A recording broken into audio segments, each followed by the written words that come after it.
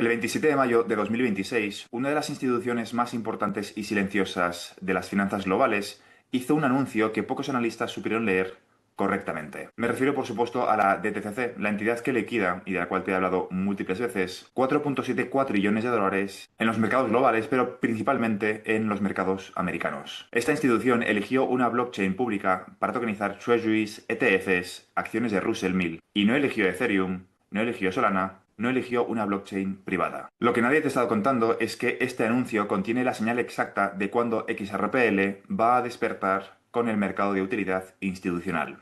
Y no soy yo el que elige la fecha, lo anuncian ellos. No por la blockchain que eligieron para la parte de tokenización, sino porque esa elección hace técnicamente imposible evitar algún tipo de adopción en el corto plazo. Adopción para la parte de liquidación. Y voy a explicártelo desde la arquitectura del settlement, desde los papers del Banco Internacional de Pagos, del FMI y del Banco Mundial, desde la propia literatura financiera que lleva años advirtiéndolo. Y al final vas a entender por qué los que están posicionados en XRPL hoy están viendo algo que el mercado todavía no ha priced in. Pero empecemos por lo concreto. La DTCC anunció que en la primera mitad de 2027 va a tokenizar activos custodiados en su sistema, ofreciendo a participantes del mercado la posibilidad de usar esos activos en un ecosistema digital. Liquidación más rápida, mayor movilidad de colateral, horarios de trading extendidos, menores costes y menores riesgos. Suena realmente perfecto y suena revolucionario, y el comunicado pasó por los titulares como, abro comillas, la DTCC tokeniza con Stellar. Cierro comillas. Y se quedó ahí, pero no fue a más. No analizaron esta noticia con la profundidad que se merece y quiero cubrir contigo en el siguiente vídeo. Hay una pregunta que el comunicado no responde y es la única pregunta que realmente importa. ¿Cómo van a liquidar el dinero? Porque tokenizar un treasury, un ETF o una acción de Russell 1000 es solamente la mitad de una transacción. La otra mitad es el dinero que paga por ese activo. Y si el activo se mueve en segundos en una blockchain, pero el dinero sigue moviéndose por ejemplo, Fedwire en T+1, lo que tienes no es una mejora del sistema. Lo que tienes es un problema estructural que la literatura financiera lleva 10 años describiendo con un nombre técnico muy específico y que genera problemas. Problemas si no se hace de forma completa. Y para entender exactamente a qué me refiero, necesitamos hablar de algo que la mayoría de las coberturas mediáticas omiten por completo. Las dos patas de cualquier transacción financiera. Toda transacción tiene dos patas. Esto no es jerga, es simplemente la arquitectura básica de los mercados. La primera pata se llama Securities Leg y es el cuadrante que ves en color morado claro, arriba a la izquierda en tu pantalla. Es la pata del activo, es el lado donde el activo cambia de propietario, las acciones, el bono o el treasury que se está vendiendo. Y la segunda pata es el cuadrante que ves arriba a la derecha en la pantalla, en color verde, se llama cash leg o la pata del efectivo. Es el lado donde el dinero cambia de manos, el pago que el comprador hace al vendedor. Y la palabra clave en toda esta conversación es la sincronización. Las dos patas tienen que ejecutarse de forma sincronizada porque si no lo hacen, aparece un riesgo concreto y medible que tiene nombre propio en la historia financiera. Ese riesgo se llama Hastad y nació un día en concreto, el 26 de junio de 1974, en Frankfurt. Un banco alemán, el banco alemán Hastad, cerró a las 3:30 de la tarde.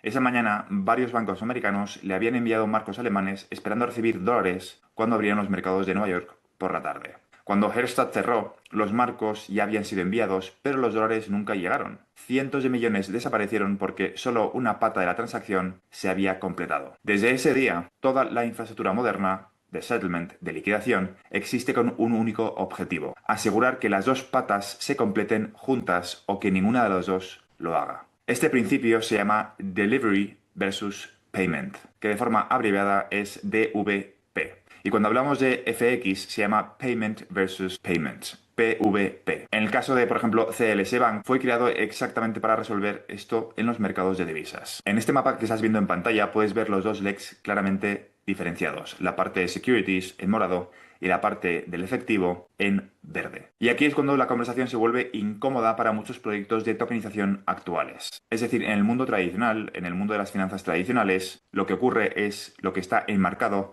en el cuadrante intermedio, el marrón clarito. La opción A, Legacy World, donde todo ocurre en T+1 y ocurre off-chain. Pero ocurre, aunque sea off-chain, ocurre en periodos de tiempo muy similares. Pero de nuevo, la pregunta es, ¿qué ocurre cuando solo se tokeniza uno de ellos? Aquí es donde la conversación se vuelve incómoda para muchos proyectos de tokenización actuales, porque hay un concepto que circula en debates académicos y de prensa especializada con un nombre muy elocuente. Algunos lo llaman Tokenization Theater, es decir, teatro de tokenización, y otros lo llaman Digital Wrapper Problem. ¿Qué significa esto básicamente? Significa que estás enviando o envolviendo un activo en una capa digital, pero la infraestructura que liquida el dinero sigue siendo exactamente la misma que antes. El activo se mueve en segundos, pero el dinero tarda T más 1, tarda más de un día en entregarse. El sistema en sí parece moderno, porque utilizas palabras modernas como tokenización, pero estructuralmente has empeorado las cosas y te voy a explicar por qué. Y aquí es donde viene el dato contraintuitivo que la literatura institucional explica muy bien. Tokenizar solamente el activo sin tokenizar el cash leg no reduce el riesgo Herstatt, sino que hace todo lo contrario, lo amplifica, aumenta los riesgos.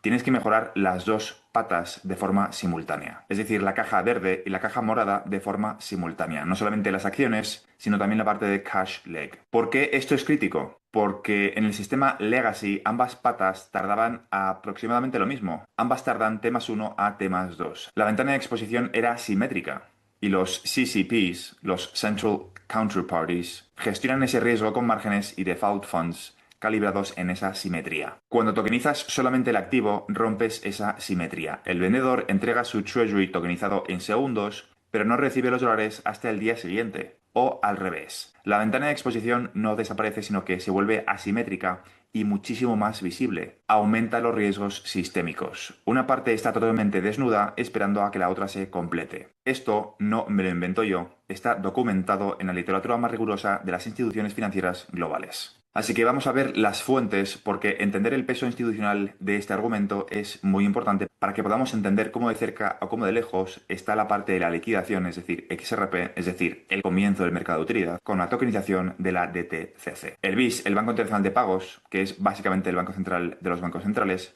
publicó en 2023 su Annual Economic Report con un capítulo entero dedicado a este tema. El capítulo se llama Blueprint for the Future Monetary System. En este documento los autores afirman literalmente que el éxito de la tokenización descansa sobre la base de la confianza proporcionada por el dinero del Banco Central. No sobre monedas estables, no sobre el dinero del banco comercial sin más, sino sobre el dinero soberano integrado en la misma infraestructura. 2 años después, el BIS volvió a la carga con su Annual Economic Report del año 2025, en el capítulo 3 titulado The Next Generation Monetary and Financial System.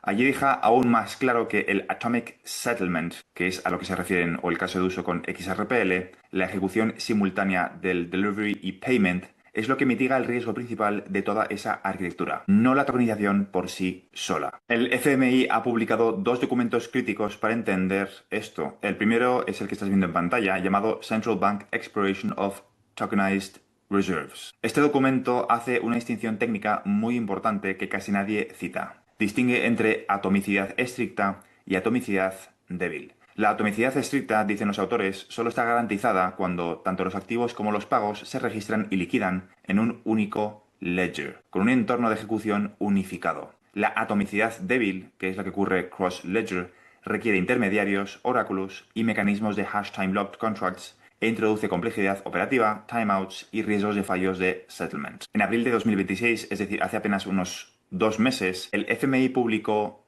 Tokenized Finance, donde define todo esto como un cambio estructural en la arquitectura financiera, no una mejora marginal de la eficiencia. Y enfatiza que el éxito a largo plazo depende de anclar las finanzas digitales en activos de settlement seguros. Y la OCDE también se ha pronunciado en su reporte de 2025 sobre la tokenización de activos. Reconoce los beneficios potenciales del Atomic DVP, pero advierte explícitamente que la tokenización puede afectar negativamente la actividad de repo y securities lending si no se diseña con el cash leg integrado, es decir, con la parte de pagos también que sea instantánea, dada la necesidad de prefondear las posiciones tokenizadas. Y aquí tenemos los proyectos experimentales que han demostrado que esto no es una teoría. Proyecto Helvetia 3 en Suiza ya opera en producción permanente desde 2024, con bonos liquidando atómicamente con wholesale CBDCs del Banco Central suizo. También encontramos al proyecto Agora, liderado de nuevo por el Banco Internacional de Pagos, con 7 bancos centrales y más de 40 instituciones financieras privadas. Presentó su prototipo final en mayo de 2026, demostrando Atomic Settlement multidivisa para pagos transfronterizos. Proyecto Yura, proyecto Stella, proyecto Jasper 3, proyecto Meridian, todos comparten una conclusión. La arquitectura ideal es un ledger único con ambas patas y, en su caso,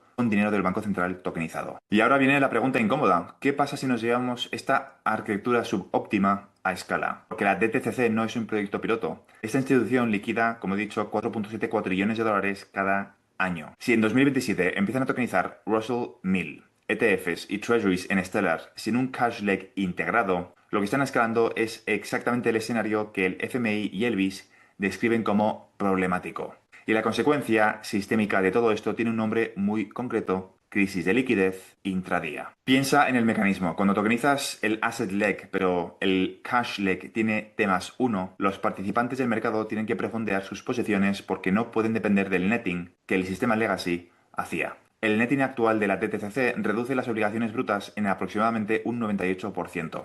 Si rompes ese mecanismo sin reemplazarlo por algo equivalente, la liquidez intradía que el sistema necesita se multiplica por 10 o por 50, dependiendo del segmento. Un economista senior del FMI lleva más de una década documentando esto en una serie de papers que cualquier analista serio debería conocer. Su trabajo sobre la velocidad del colateral, especialmente el documento que estás viendo ahora mismo en pantalla, y los papers de seguimiento del año 2013 y del año 2017.